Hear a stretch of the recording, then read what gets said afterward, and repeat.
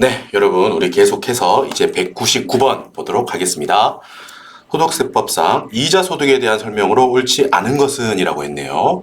자, 요 문제는 이자에 관해서만 물어보고 있습니다. 자, 1번부터 볼게요. 외상매출금, 미수금의 지급기일을 연장해주고 추가로 지급받는 금액은 이자 소득으로 보지 아니하나 소비 대차로 전환된 경우라면 이자 소득으로 본다. 자, 요게 맞는 표현이고 이제 여기에 대해서 한번 알아보도록 하겠습니다. 자, 그럼 외상매출금이나 미수금은 원래 받아야 될 날이 있어요. 나는 이걸 받는 입장이죠. 현금을 받아야 되는 날짜를 약속하는 날짜가 있어. 지급받기로 약속한 기일은 약속 날짜예요. 약속한 날. 지급받기로 내가 현금을 받기로 약속한 날짜가 다가오는데 그 현금을 줄 친구가 와서 진짜 미안한데 내가 조금 더 시간이 좀 필요하다. 그래도 한 달 정도만 좀 여유를 줄 수 없겠냐? 라고 해서 알겠다. 뭐 사정이 그러냐. 그러면 한 달 연장을 해주겠다. 네가 나한테 돈을 줄 날을 한 달 연장을 해줄 건데 그 대신 그 연장에 대한 그 금액을 조금 줘라 라는 거예요. 자, 그러면 어때요? 외상매출금 그 기일을 연장해주고 내가 추가로 지급받게 되잖아. 그래서 여러분 이거를 그렇게도 볼 수 있어. 기간을 한 달 동안 연장해주고 받는 거니까 마치 그런 걸로 생각할 수 있다고. 그러면 우리가 은행 이런 데 돈을 넣어두고 기간에 따라 이자를 받잖아요. 그러니까 이것도 그런 거하고 비슷한 개념인가? 라고 해서 이자 소득으로 볼 수도 있지 않나라는 생각을 할 수 있는데 그게 아니라는 거예요. 아셨죠? 밑에 보자. 외상매출금 등의 지급기일을 연장해주고 받는 이자. 그거는 형식은 이자죠. 너 나한테 그럼 한 달 밀어줄 테니까 이자로 나한테 뭐 좀 더 줘. 돈 좀 더 얹어줘. 라고 해서 알겠습니다. 그럼 내가 이자 명목으로 얼마를 더 드릴게요. 라고 하면 할 수 있다는 거지. 지금 그 경우에 이걸 봤을 때 우리가 보통 은행에서 그냥 내가 은행에 돈을 넣고 기간에 따라 받는 이자? 그러니까 이자 소득으로 이것도 봐야 되나? 라고 생각할 수 있는데 그게 아니고 이게 여러분 애초에 생긴 이 외상매출금이라는 거는 내가 장사를 해서 내가 사업을 해서 상대방한테 판 거야. 새우깡을 팔고 돈을 받아야 되는데 상대방이 돈이 없다고 좀 이따 주기로 해서 내가 알겠다. 그럼 일단 외상으로 줄게. 그렇게 해서 매출 채권이라는 자산이 생긴 거예요. 현금이 당장 안 들어오고 내가 장사해서 영업해서 새우깡을 팔아서 들어왔어야 되는 돈을 상대방한테 외상으로 판 거예요. 그러니까 이거는 여러분 실질이 원본이 사업소득이라고. 그래서 그 지급기일이 조금 늦어지면서 돈이 좀 늘어났다고 해도 그거를 이자 소득으로 보지 않겠다라는 거예요. 여러분 이게 헷갈리는 이유가 이자 소득으로 볼 수도 여지도 있으니까 이렇게 헷갈리겠지? 알았죠? 결론은 근데 외워둡시다. 외상매출금 그걸 받는 날짜를 좀 미뤄주고 받는 이자는 이자 소득이 아닙니다. 형식적으로는 이자 명목을 띄고 있지만 사업소득이다라는 거야. 결국은 새우깡을 팔고 받는 돈이다라는 거야. 결국은. 그래서 사업소득이라는 거야. 자, 이건 맞고 한 걸음 더. 자, 여기까지는 오케이. 이해됐죠? 클리어. 한 걸음 더. 다만 자, 상대방이 내가 말했잖아. 기일이 됐어요. 갚으셔야죠. 라고 내가 언제쯤 이제 다음 주에 기일인 거 아시죠? 연락했더니 이렇다는 거야. 죄송한데 우리가 좀 상황이 안 좋다는 거야. 아까하고 여기까지 똑같아. 근데 그냥 한 달만 더 미뤄달라고 하는 게 아니고 어떻게 보면 비슷한 거긴 해. 결과적으로는. 어때? 지금 당장 못 갚으니까 이게 지금 저한테 갖고 계신 매출 채권이 있잖아요. 상대방이 나한테 말하는 거야. 그 매출 채권을 대여금으로 바꿔주실 수 없을까요? 그러니까 이게 소비대차로 전환됐다고 합니다. 그러니까 애초에 돈을 빌려준 걸로 해주시면 안 될까요? 라는 거야. 그래서 뭐 한 달 뒤든 두 달 뒤든 그때 돈 이자 더 얹어서 드릴게요. 라고 하는 거야. 여러분 이게 뭐 말장난 같지만 경우가 다르다는 거야.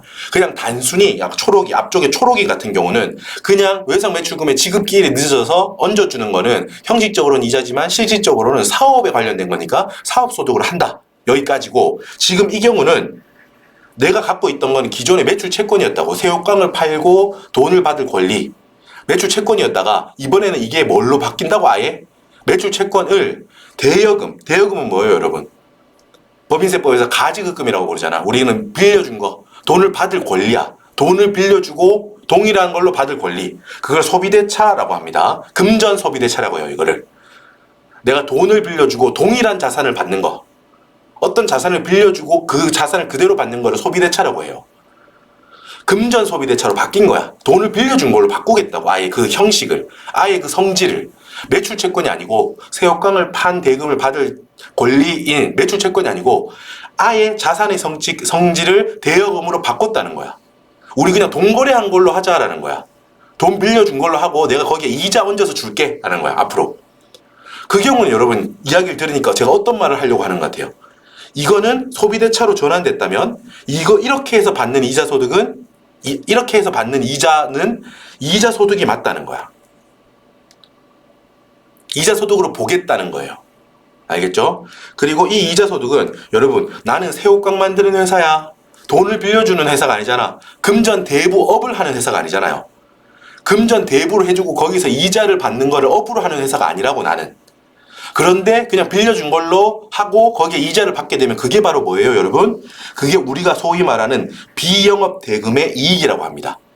영업으로 돈을 빌려주고 받는 거, 영업 대금의 이익은 그건 바로 그 사람 영업 대금업, 대부업 있죠. 돈 빌려주고 이자로 받는 그걸 업으로 하는 거는 대부업.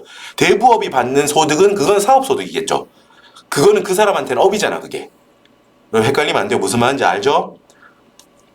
이 경우는 나는 이걸 업으로 하는 사람이 아닌데, 회사가 아닌데 일시적으로 돈을 빌려준 게 된 거야. 빌려줄 수 있을 거 아니야, 사업하다 보면. 그때 업으로 하진 않지만 돈을 빌려주고 받게 되는 이자로 추가로 받는 거. 그걸 우리는 비영업 대금의 이익이라고 불러요. 그건 이자 소득이고요. 됐죠? 이렇게 정리하면 될 것 같아요. 좀 길게 말했는데 헷갈리지 말자는 거야. 1번 위쪽은 초록색이 원칙이에요. 외상 매출금 지급기를 연장해주고 추가로 받는 거는 이자 소득으로 보지 않아. 사업소득으로 봐요. 하지만 이 외상 매출금이 아예 소비대차, 즉 대여금으로 바꾼 거다라고 서로 그렇게 약속해서 아예 그렇게 하기로 했다면 그 경우 추가로 받는 거는 이자 소득으로 본다. 비영업 대금의 이익으로서 이자 소득으로 본다라는 말이에요. 됐죠? 자, 계속 보겠습니다. 2번 나왔던 게 반복이 돼요. 위약 또는 해약을 원인으로 법원의 판결에 의하여 지급받는 손해배상금에 대한 법정이자는 이자 소득에 해당한다.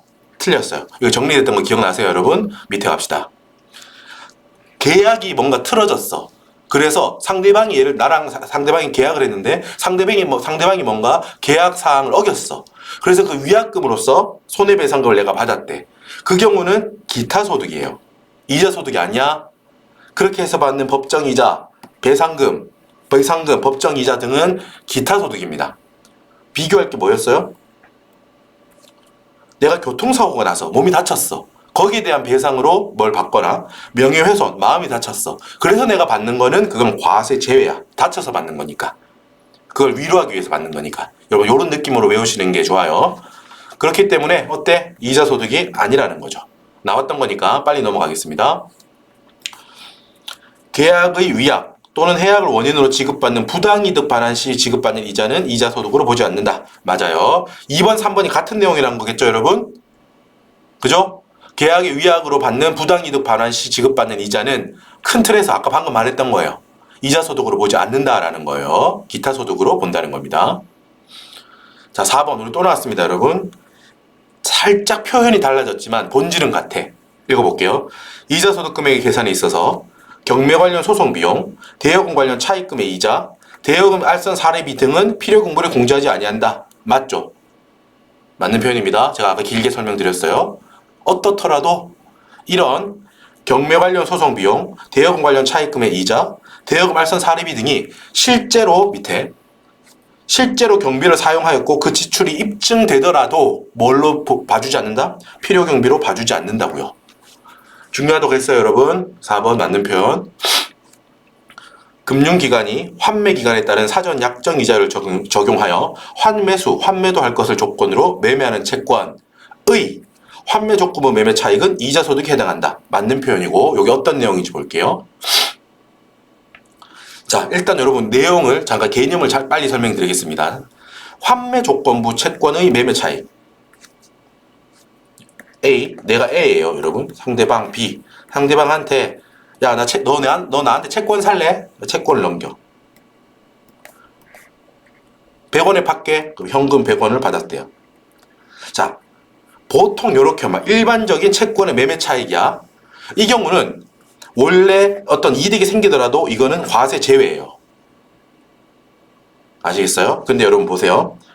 지금 환매 조건부라고 하는 거는 환은 여러분 다시 돌아온다는 뜻이야. 우리가 그 환류 이런 거 있잖아. 환류 또 쉬운 예가 없을까요? 환생 다시 살았다는 거죠. 다시 돌아온다는 뜻이에요. 그런 한자인데 다시 내가 사주겠다는 뜻이야. 이 경우에 100원에 팔았죠? 근데 야, 요거 처음에 약속을 한 거야. 계약서에. 너 이거 지금 나한테 100원 주고 사. 내가 너 이 채권 갖고 있지? 그럼 내가 뭐 3달 뒤에 너한테 120원을 줄게. 그때 너 나한테 다시 채권을 줘. 채권을 넘겨, 이렇게 A한테. 이런 계약을 했다고 해봐요, 여러분. 이때 여러분, B가 얻는 이득은 얼마예요? 처음에 100원을 주고 채권을 샀고 3달 뒤에 120원에 A가 다시 이걸 사갈 거야. 그러면 얘는 20원만큼이 이득이죠, B. B 입장에서 봐요. 이 경우에 B 입장에서는 100원을 투자하고 3달 뒤에 20원을 이득을 얻게 되는 이자하고 똑같습니까? 똑같지 않습니까? B 입장에서 생각해봐요. 그죠? 그 상황인 거예요, 지금. 일반적으로 어떤 채권을 팔아가지고 생기는 이득은 채권 유통 활성화를 위해 과세 제외한다고. 그런데 이런 거 있죠. B 입장에서 100원에 처음에 샀다가 상대방한테 처음에 약속을 한 거예요. 너 이거 3달 뒤에 내가 120원에 사줄게. 라고 하면 처음부터 20원이라는 이자를 약속한 거하고 똑같잖아, 결과적으로. 환매 조건. 다시 내가 사겠다는 조건으로 팔았다는 거예요. 그래서 생긴 차익. 20원, 여기 이 경우에 20원은 어때요? 형식은 매매 차익이죠. B 입장에서 생각해봐. 100원에 샀다가 120원에 팔아서 20원만큼 매매해서 차익이 생긴 걸로 보이지만 형식일 뿐이고 실질적으로는 뭐예요? 이자 소득인 거 아시겠지? B 입장에서 100원을 지금 투자하고 3달 뒤에 120원을 받는, 즉 이자로서 20원을 받는 이자 상품에 투자한 거하고 똑같잖아요. 그러니까 이 경우에는 이자 소득으로 과세한다는 거예요. 됐죠? 이해만 한 번만 되시면 돼요. 이게 환매조건부 채권의 매매 차익이야. 그래서 보통은 채권의 매매 차익은 과세하지 않지만 환매조건부는 너희 둘이 지금 이자 소득 안 내려고 채권 매매 차익은 과세되지 않으니까 형식을 채권의 매매 차익으로 포장해서 이자 소득세 안 내려고 지금 하는 거 아니냐라고 하는 거예요. 그래서 이런 환매조건부 채권의 매매 차익은 이자 소득으로 본다라는 점. 여기까지만 하시면 돼요. 됐죠? 5번 보세요. 금융기관이 환매기관에 따른 사전 약정 이유를 적용하여 환매수할 것을 조건으로 매매하는 채권. 이게 방금 말한 거예요. 환매기간 3달 뒤에 사전 약정 이율. 그러니까 20%라고 해봐, 약정 이율. 100원에 팔고 20원만큼 이자를 주는 거잖아. 120원에 사겠다는 거니까. 그죠? 이걸 적용해서 계산해서 환매수. 내가 다시 사겠다. 다시 내가 살게. 120원에. 처음부터 그렇게 짰던 거야. 설계를 그렇게 한 거죠. 그 경우는 환매조건부 매매 차익. 그 경우에 환매조건 매매 차익은 형식적으로는 채권의 매매 차익이니까 과세 안 되는 거 아닙니까? 라고 볼 수 있지만 그게 아니라 실질적으로 이자소득이니까 이자소득으로 과세하겠다라는 거예요. 됐죠? 여기까지 이해되시면 아주 훌륭하신 겁니다. 잘 따라오고 계세요. 자, 나머지 내용들은 또 뒤쪽에서 볼 겁니다, 여러분. 뭐 소득별 필요경비 공제 여부 있죠. 요거 나중에 반복될 겁니다. 우리가 뭐 부당이익 계산의 부인 소득세에서도 파트가 있어요. 거기서 공부할 때도 있고 제가 아까 설명드렸던 거죠. 자, 두 개로 나눠진다고요. 나온 김에 잠깐 볼까요? 이, 배, 근, 연, 퇴 같은 경우는 필요경비를 공제해주지 않아요. 이자랑 배당만 필요경비를 공제해주지 않는 게 아니고 근로, 연금, 퇴직소득 다 필요경비를 공제해주지 않아요. 계산식 보세요. 이자소득은 그대로 이자소득 금액이 돼. 총수익 금액이 그대로 소득 금액이 돼요. 배당소득은 우리 뭐 더해준다고 했죠? 그로스액 금액을 더해준다고 했죠? 총수익 금액에서 그로스업이라는 걸 더해줘서 배당소득 금액을 만들어요. 물론 나중에 배당세 공제를 해줘서 이중과세를 조정해주고요. 근로소득은 필요경비를 빼주는 게 아니고 그냥 일정한 구간에 따라서 소득 공제를 해줘요. 근로소득 공제라는 거 있잖아. 그렇게 해서 소득 금액을 뽑아내요. 연금소득도 총 받는 총수익 금액, 총연금액에서 근로소득과 유사하게 구간별로 소득 구간별로 연금소득공제를 적용해서 연금소득 금액을 뽑아내요. 용어 주의하자고 했습니다. 지금 전부 다 뒤에 필요경비를 차감한 뒤쪽이 소득 금액. 이게 총 받는 금액에서 어떤 조정을 해서 나오는 게 소득 금액이라고요. 됐죠? 그리고 아까 제가 살짝 말씀드렸습니다. 부당의 계산의 부위는 규정이 적용되는 소득은 3개야. 사, 기, 양. 이렇게 외우면 좋습니다. 부당행위로서 사기를 치려고 하는 애들. 사기양, 이거 사기양! 이렇게. 귀원초 가려는 게 아니고, 부당행위 이렇게 외운다고. 저도 이렇게 외우고 있어요. 부당행위 계산 부위 규정이 적용되는 소득 3개. 어떻게 외운다? 야, 이렇게 하면 너 이거 사기양! 이렇게. 사기양. 어디 가서 제가 이렇게 말했다고 하지 말고, 귀원초 가려고 하는 게 아닙니다. 자, 아무튼 사기양. 사기양의 특징은 뭐라고 했습니까? 여기. 필요 경비를 인정해주기 때문에 그 필요 경비로서 뭔가 장난을 쳐서 사업소득 금액을 작게 만들거나 이렇게 할 여지가 있다는 거야. 그래서 부당의 계산 부인 규정이 적용 대상이 애초에 된다고. 됐죠? 이거 한번 읽어보시면 됩니다. 요 뒤에 아까 다 말했던 거예요. 출자 공동 사업자 배당 소득 할 때 어떻게 했어? 형식은 배당이지만 얘는 실질이 사업소득이니까 배당인데도 특이하게 부당의 계산 부인을 적용한다라는 거야. 기본적으로 사기양이긴 하지만 여기다가 뭐 출자 공동 사업자의 배당도 하나 있다는 거지. 이게 왜 이렇게 됐는지 아까 히스토리 설명드렸죠? 형식은 배당소득이지만 출자 공동 사업자의 배당은 사업소득의 성격을 띠고 있기 때문에 부당의 계산의 부인을 적용할 여지가 있다는 거예요. 됐죠? 사기양, 필요경비를 다 빼, 총수익금액. 내가 받은 총 돈에서 들어간 돈, 필요경비를 다 빼. 그렇게 해서 나오는 게 소득금액이라는 용어예요. 소득금액. 양도소득은 우리가 뭐 양도소득에 대해서는 여기서 우리 소득세에서 따로 물어보지 않겠지만 양도가액에서 필요경비를 빼면 양도소득 금액이 바로 나오는 건 아닙니다. 이거는 양도 차액이 일단 나오죠. 거기서 장기보유 특별공제를 빼줘야 양도소득 금액이 나온다는 점 참고로 알아둡시다. 이거는. 자, 여러분 지금 설명드렸던 걸 한번 여기 되게 중요합니다. 기본이 되는 그런 거니까 소득세의 근간이 되는 소득별 특징 같은 거니까 한번 봐두세요. 이거는 직접 요 보기 문제 풀이하고는 상관이 없다고 해도 한번 봐두십시다. 자, 다음에 이자소득의 200번입니다. 와, 대망 200번이네요. 소득세를 원천징수로 함에 있어 원천징수 세율이 달리 적용하고 있는 것은 이게 여기 암기가 필요해요. 여러분 아시겠죠? 기본적으로 일반적인 경우에 원천징수 세율은 14%예요. 그래서 2번 이자부 금융상품과 파생상품이 결합된 금융거래에서 발생한 파생상품 거래액 일반적으로 14%.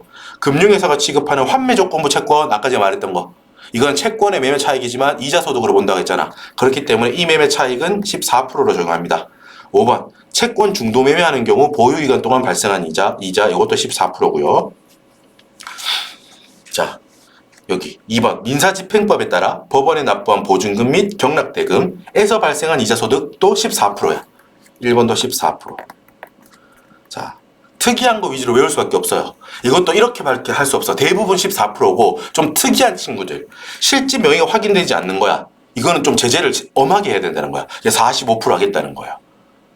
됐죠? 이런 식으로 좀 큰 것들을 따로 크거나 특이한 것들 요것도 직장공제 초과 반환금 요것도 여러분 14% 아니고 기본 소득세법 기본 세율 있죠. 6%, 15%, 24%그 세율을 적용합니다. 이 특이한 거야. 직장공제 초과 반환금은 이자소득으로 과세하긴 하지만 이 장기간 형성된 소득이라고 직장을 다니면서 오랫동안 다녔을 거 아니야. 그렇기 때문에 무조건 분리과세해요. 그리고 그 세율은 어때? 우리 소득세 누진세율 기본 누진세율을 적용한다라는 거예요. 요 정도 별도로 정리한 거 외웁시다. 14% 아닌 것들을 많이 외워두자고. 그게 현실적으로 가장 확률이 높을 것 같아요. 알았죠? 45% 요거 기본 누진세율. 그리고 여러분 요즘 많이들 아실 거예요. 개인종합자산관리계좌라고 우리 ISA라고 우리 많이 부르잖아요. 요거 뭐 주식 투자를 하시는 분들 그리고 또 개인적으로 재테크 하시는 분들도 요거 많이 절세 효과 때문에 많이 알고 계실 겁니다. 개인적으로라도. 자, 요 ISA 200만 원까지는 서민형은 400만 원까지고 200만 원까지는 이제 과세하지 않고 그렇잖아요. 근데 200만 원을 초과하게 되면 9%로 과세하죠. 요거 금융상품의 이득이잖아요. ISA 계좌에서 이득이 생겼는데 200만 원까지는 그냥 과세 안 할게. 서민형이라면 좀 더 400만 원까지 과세 안 할게. 그리고 요 금액 200만 원은 400만 원을 초과하더라도 어떻게 9%로만 원천 징수할게. 됐죠? 그리고 아까 비영업 대금의 이익 기억나요? 어떤 거? 내가 대부업을 내 업으로 하는 게 아니야. 나는 새우깡 파는 회사야. 근데 누가 돈을 빌려달라고 해서 친구한테 돈을 빌려줬든 아까처럼 내가 갖고 있던 외상 매출금, 매출 채권이 뭐 금전 소비 대차로 대여금으로 전환을 했든 어떻게 됐든 나는 중요한 거는 대부업을 내 영업을 위해서 하는 게 아니라 가끔 빌려준 거야. 그래서 이자를 받게 되면 그게 바로 비영업 대금의 이익인 거예요. 됐죠? 대부업을 하는 사람이 받는 이자는 당연히 그건 사업소득이고요. 그걸 사업으로 하는 거잖아요. 그 사람은. 그 회사는. 됐죠? 출자 공동사업자의 배당도 특이하다고 했어. 형식은 배당이지만 실질은 그거였으니까 실질은 사업소득이니까 요거 출자 공동사업자 배당은 과거에 적혀있죠. 과거 비영업 대금의 이익으로 봤었기 때문에 25%.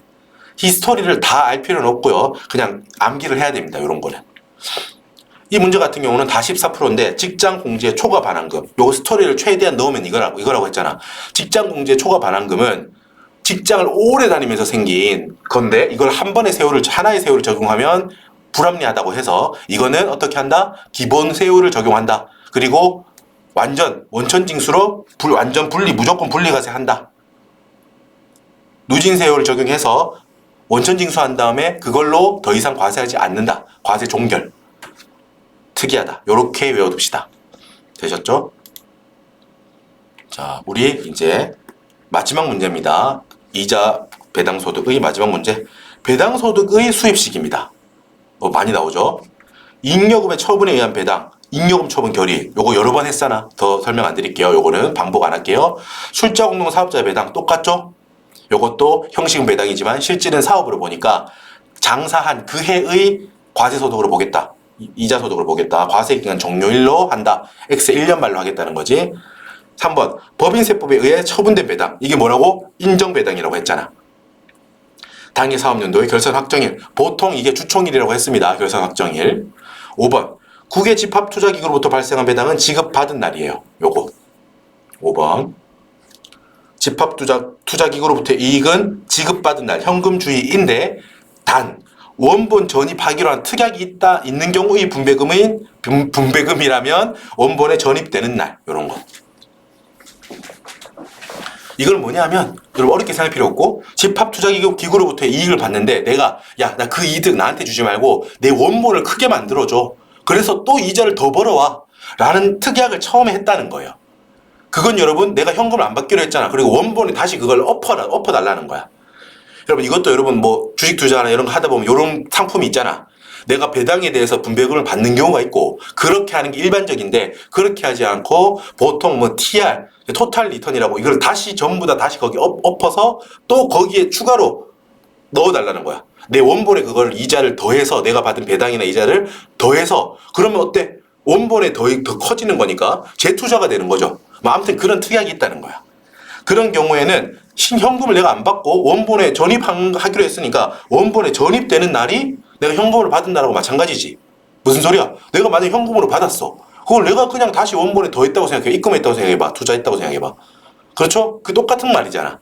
그러니까 스토리만 이해하시면 쉽게 풀 수 있습니다. 자, 4번. 여러분 제가 말씀드렸죠? 너무 땡큐죠? 이거 또 나오잖아. 법인의 해산으로 인한 의제배당은 해산 등기일이 아니다. 아까 전에는 뭐가 오답이었어? 해산 결의일이라고 해서 그것도 틀린 답이었죠. 해산 결의일도 아닙니다. 해산 등기일도 아닙니다. 해산은 뭐다? 잔여재산가액 확정일이라고요. 해산할 때는 특이하게 잔여재산가액이 확정이 돼야 의제배당액을 잡을 수 있기 때문이에요. 다른 거하고 다르다. 뭐? 합병은 합병 등기일이 맞아요. 분할 의제배당은 분할 등기일이 맞다고. 그래서 헷갈리는 거라고 했어요. 우린 더 이상 안 헷갈려. 헷갈리지만 풀 수 있습니다. 아시겠죠? 됐습니다. 수고 많으셨고 여러분 소득세에서 이자랑 배당 이쪽이 어렵게 되면 가장 어렵게 낼 수 있는 부분이에요. 그래서 지금 좀 시간도 많이 걸렸고 투자를 많이 하셨을 겁니다. 강의 들으신 분들. 하지만 투자하신 만큼 좋은 결과 있으실 겁니다. 고생 많으셨고 이 정도 하면 현실적으로 우리 금융소득에 대해서 충분히 잘 대응할 수 있을 거라고 생각합니다. 그럼 고생 많으셨고요. 이따가 이어서 계속하도록 하겠습니다. 고생 많으셨습니다.